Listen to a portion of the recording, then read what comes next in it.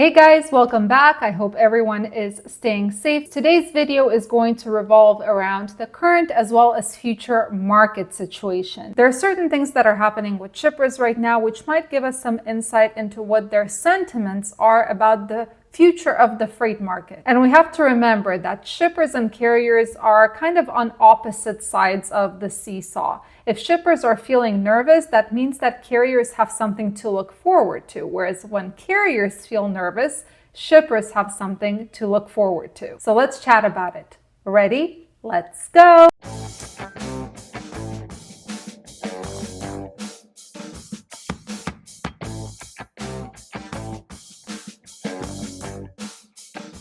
So before we jump into what is happening with shippers, what is the current news, we have to be all on the same page in terms of how does freight flow through the trucking industry, through the freight market. We all know we have the contract market and then we have the spot market. Now, if we look at the contract side, this is an area where the shipper negotiates a rate with a carrier, a set rate to move an X amount of loads throughout usually a year. And this gives some sense of consistency with capacity to the shipper and consistency with load volumes to the carrier. Now, the spot market is completely different. It is based on the current environment. The prices are based on what is happening right now today, and it's more of a one-time transaction, kind of a one and done deal. So how does freight actually flow through the industry? Well, a common misconception is that all spot market freight originates from contract carriers. This is not true.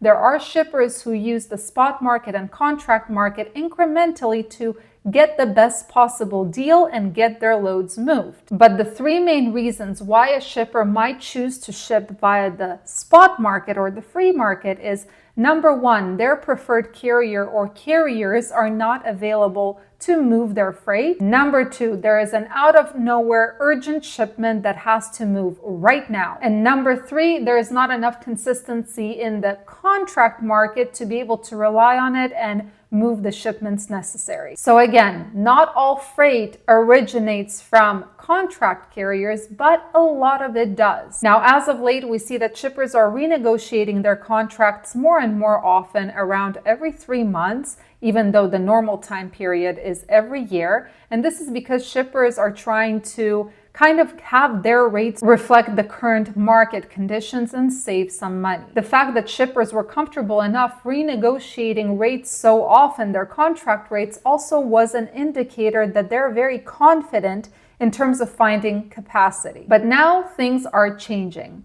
According to the Journal of Commerce, and I quote, "We're seeing less of those 3 months or 6 months mini bids," Chris Henry, COO of KSM Transport Advisors, said. "Instead, our consulting firm is seeing more 1 year and even 2-year bids from shippers." So what this tells us is that now shippers are trying to lock in carriers for a prolonged period of time, 1 to 2 years now. Why? Well, again, according to the Journal of Commerce, shippers and truckers alike are looking to move more freight under contract. That's a sign that shippers are thinking less about short-term opportunities to save money on the transactional spot market and more about whether they'll have access to trucks if demand picks up in 2024. So obviously, the next question is what's happening with the market and what's happening with rejection rates? Because last week we saw something that is not really normal for this time of year, and rejection rates are kind of booming. They're going up. Booming is too strong of a word, I would say, but they are going up. So the question is why? Why are contract carriers rejecting those loads right now? Is it because the contract market is getting squeezed? Well, my personal belief is that, of course, the renegotiation of contract rates is going to have an effect on those tender rejections.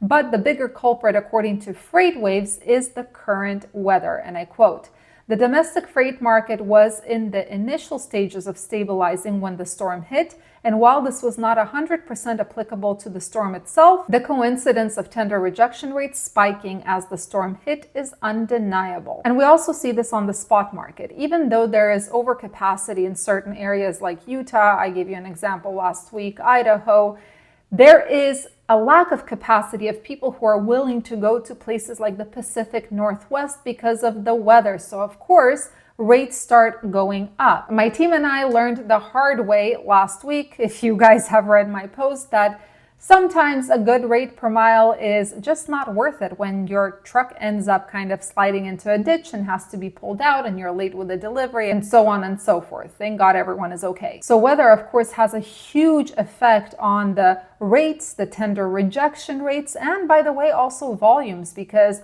a lot of shippers are simply not showing up to their facilities to load trucks. So the reality is, even though there is quite a significant spike in rejection rates, it's mostly due to weather, so it is temporary, because we know that weather does tend to change. But of course, that doesn't mean that nothing is actually changing within the trucking industry.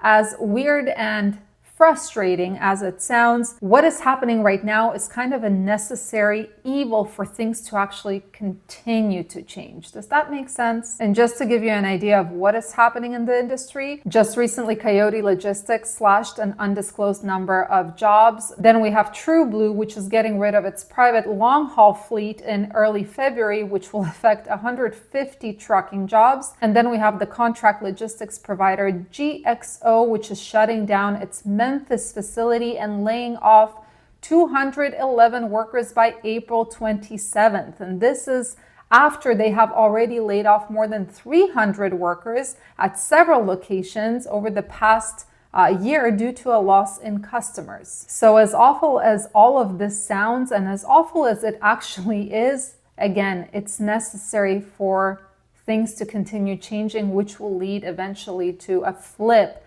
in the power between shippers and carriers. Anyway, guys, just a reminder that sometimes we have to step away and just be a bystander, kind of observe just to see where the pieces will fall so we can make better decisions. Last week for us personally, it wasn't just the end of the week, it was the whole week, which was a cluster of bullshit. One thing after another. And you know what? Sometimes things don't come in threes. Sometimes they come in 10s and 12s and 20s. So I decided last week that I am taking a seat, getting my popcorn and watching the situation and seeing how things pan out so I can make better decisions and kind of solve problems as they come, not a minute before. Wishing you all continued patience, stay safe, stay healthy, and keep learning. And I'll see you in the next video.